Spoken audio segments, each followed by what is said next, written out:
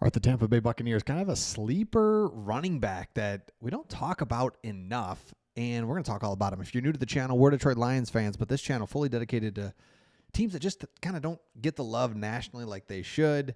They don't get talked about enough. Tampa Bay, I mean, they're just winning Super Bowls. They're winning divisions. They're in the playoffs. Baker Mayfield's doing his thing. And it's just like, all right, NFC South Falcons. It's like, oh my gosh, what about Tampa Bay? So before we get started in that, let me know in the comments how you became a fan of the Tampa Bay Buccaneers, being that it was Father's Day weekend here.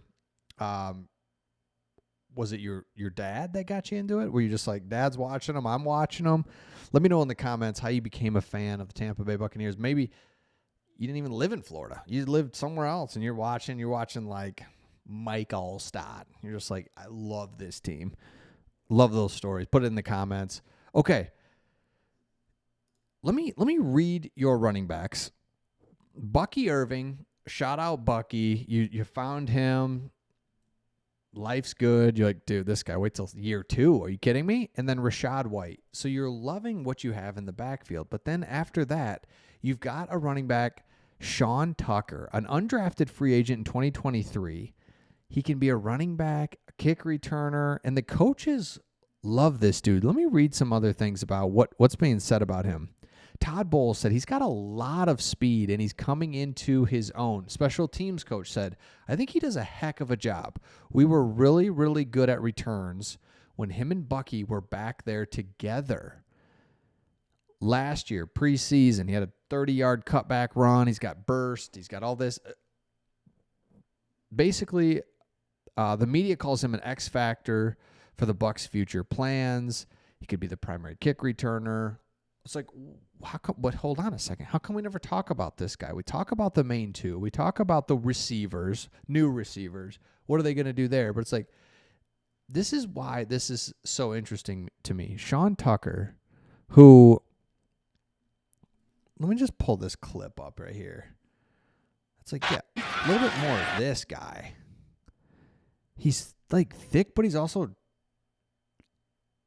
got a little punch to him, a little speed, a little burst. Ooh, kind of got tripped up there. That's the guy that can kind of be that third string guy that as you go and make a run here to like real things, yes, you talk about the main guys, but then you've got this other guy who you're like, can you be... What if he takes a leap? What if you start naming these guys that are in their second year, third year? We talk about the new guys all the time, of course. They're new, it's exciting, it's fun. But it's like, wait a second. What if Sean Tucker is really good? Have we thought about that at all? Have we thought about him being good? And let me pull up this here because there's a report out there. There's another player that, like, okay. These are the things that we need to see. You got Mike Evans saying that this is the best wide receiver room I've been a part of. You've got Baker Mayfield, mature, acting just like a pro's pro. He like acted mature for a few years when it's like, dude, you're still not though. And now it's like, he's not acting. I should have said he's not. I should have said that differently. It doesn't feel like an act. It feels like, no, I'm actually like comfortable in my skin and I'm just here to win. It's like, oh, okay. You've got Todd Bowles who, just again, from an outsider's perspective, Todd Bowles is, you just got to go with it. And I know because you want that coach that pushes you over the edge, or what are the words, whatever the buzzwords are, get us over the hump. It's like, okay, or you stick with the whole thing, continuity, everything. Todd Bowles is just this inertia going in the right direction, and then you hope that your coordinators bring the juice, the pop, because Todd Bowles is not. He's about as boring as they come.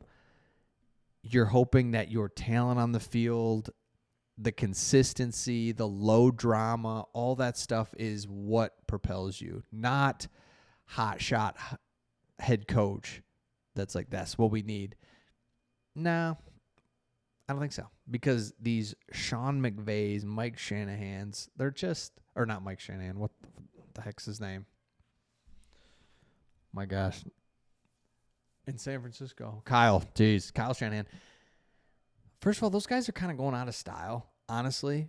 You look at the Dan Campbells, those guys who are just pushing everything in the right direction. It's not the hot shot mind play. Everyone got plays. Like, what are we doing?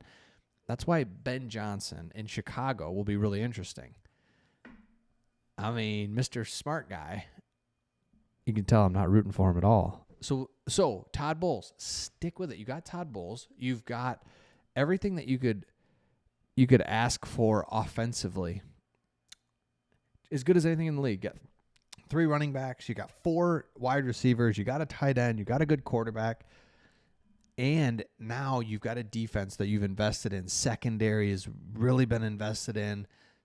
The defense should be much better, more under control. We're not going to give up these games. Kind of got out of hand last year would be the best way to say it for the Buccaneers, where it's like, what? Why did we lose that? We shouldn't have. What just happened? How did we lose that game like that at Denver, where it's just like we just went and beat the Lions? They couldn't do anything, and then we just go get just rocked. Let's be more consistent. If we lose, we lose, but it's like we lost 24-21. We didn't lose 40-10.